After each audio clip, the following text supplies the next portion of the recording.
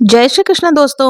आज की वीडियो में हम लोग जानेंगे संपदा माता का डोरा कैसे लेते हैं, कौन सी कहानी सुनते हैं और संपदा माता का डोरा कब लिया जाता है।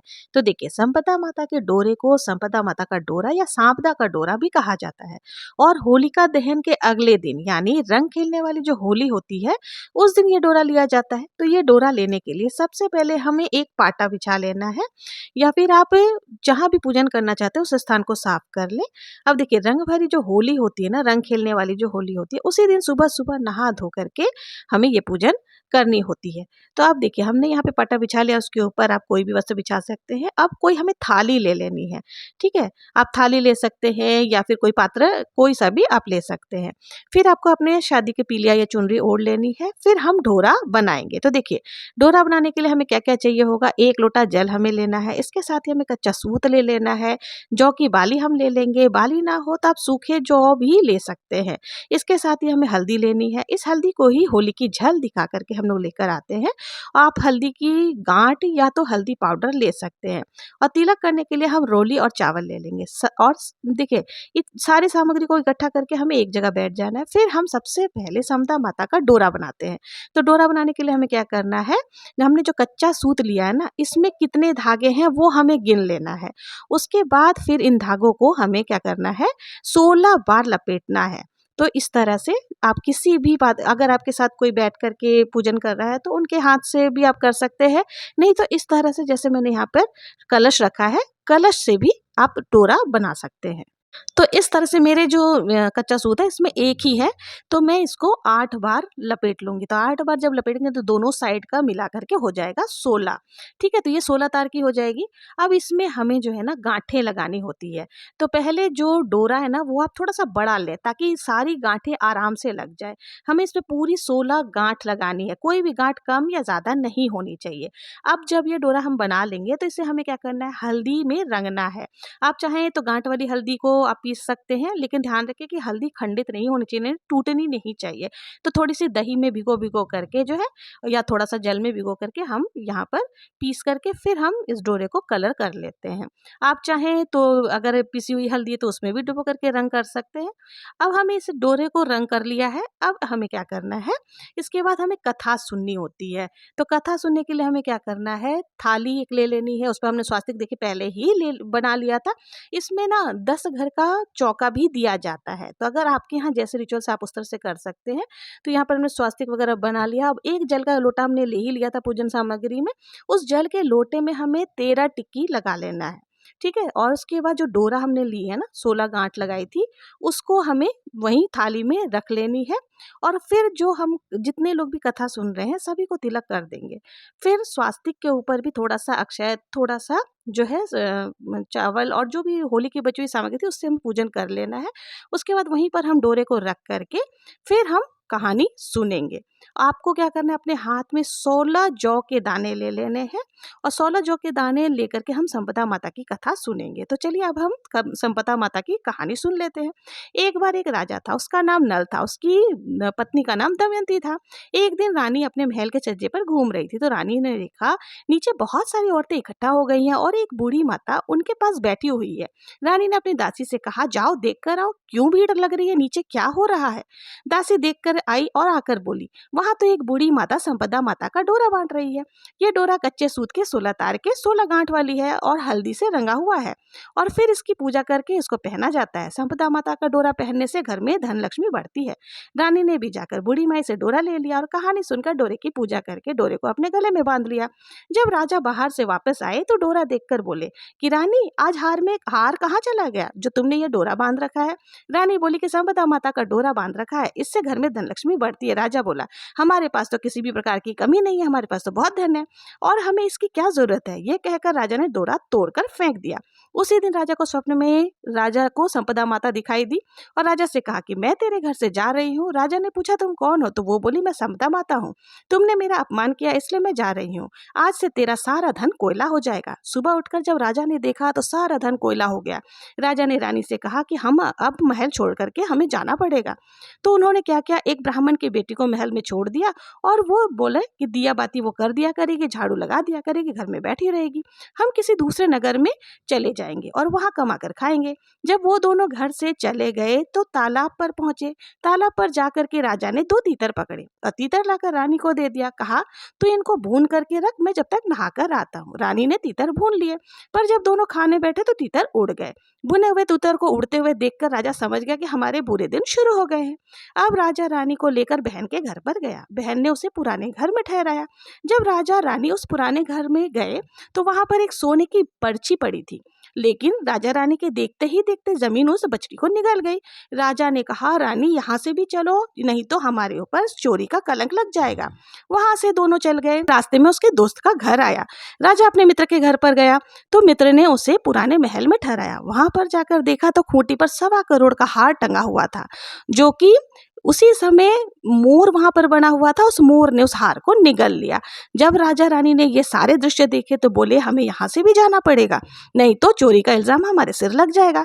रानी बोली, हम किसी के घर नहीं जाएंगे, हमें जंगल में जाकर के रहना चाहिए, वहां लकड़ियां काट कर उसी से अपना पेट भर करके अपना पालन पोषण करेंगे।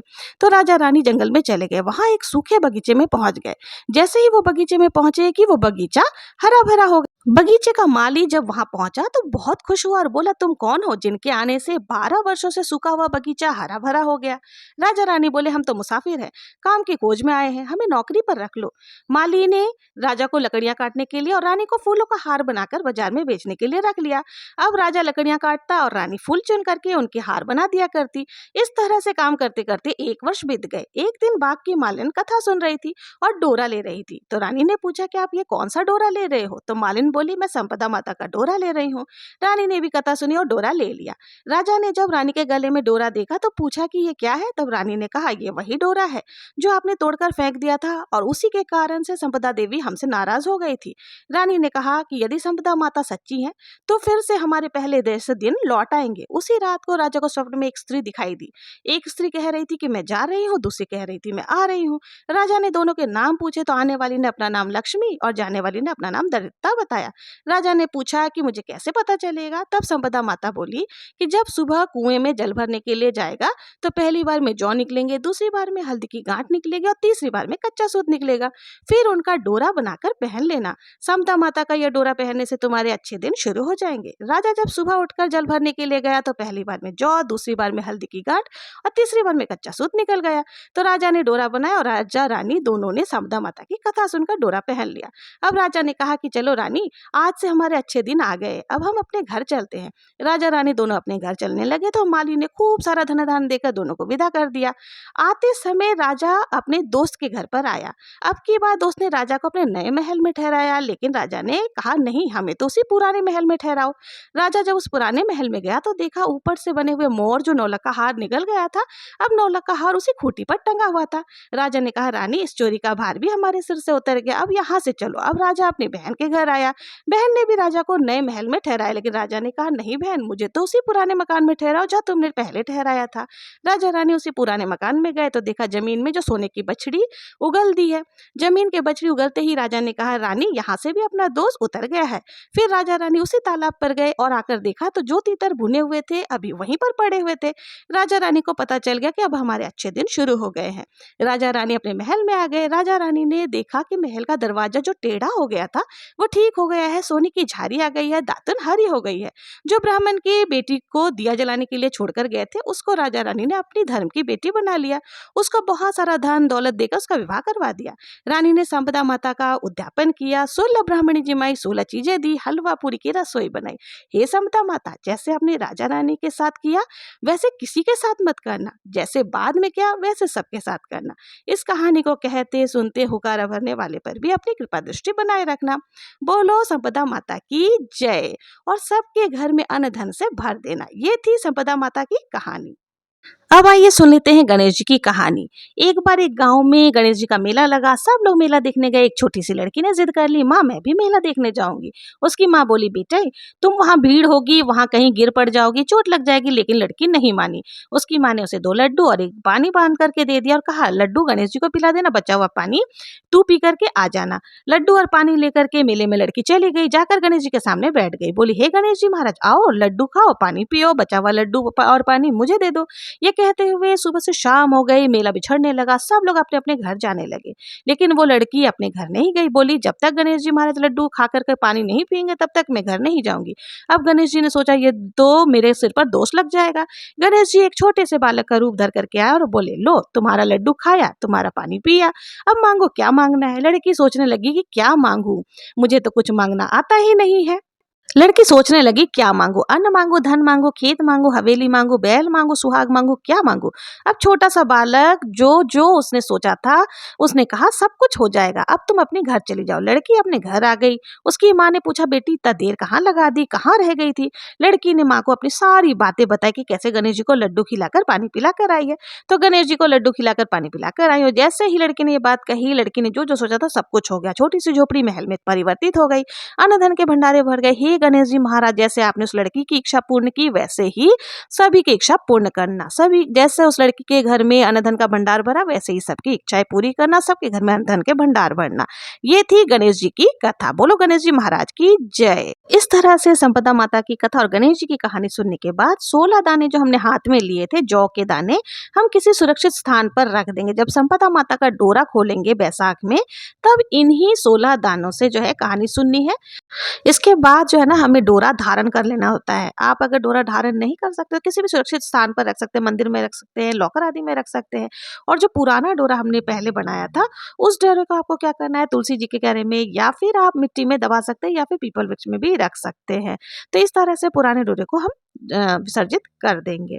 जल का जो कलश हमने लिया था वो सूर्य देवता को अर्घ दे देंगे। इस तरह से संपदा माता का डोरा लिया जाता है।